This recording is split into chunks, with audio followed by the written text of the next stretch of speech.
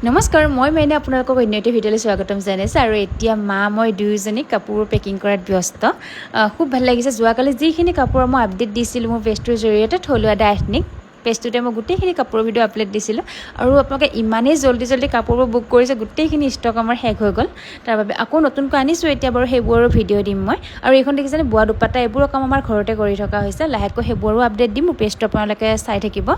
এতিয়া এখন ওলাইছে যেতিয়া এখন লগতে দি দিয়া হৈছে আৰু বাকীবোৰো কৰি থকা হৈছে বাৰু সেইবোৰো দিম আৰু বোৱা কটন মেখেলা চাদৰৰ কালেকশ্যন অলপ ৰাখিছিলোঁ এইখিনিও লগতে মানে আপোনালোকে বুক কৰিছে খুব ভাল লাগিছে আৰু হাতত থকাযোৰ এয়া হৈছে পিয়'ৰ মাছাজি যোৰা এয়াও বাৰু বহুত কেইযোৰ আছে আজি ফটো দিওঁতে এইকেইযোৰ বিচাৰিছে কিন্তু এইকেইযোৰ যিহেতুকে আগতে ভিডিঅ' দিয়া এইকেইযোৰ বুক হৈ গ'ল আৰু কাপোৰকেইযোৰ আমি ৰেডি টু ৱেৰ কৰি দিছোঁ যিসকলে বিচাৰিছে আৰু ৰেডি টু ৱেৰ নকৰিলেও তেনেকৈও ল'ব পাৰিব কিন্তু যিসকলে বিচাৰিছে আমি কৰি দিবলৈ চেষ্টা কৰিছোঁ আৰু বহুত কালেকশ্যন আছে দেখুৱাবলৈ চেষ্টা কৰিম লাহে লাহে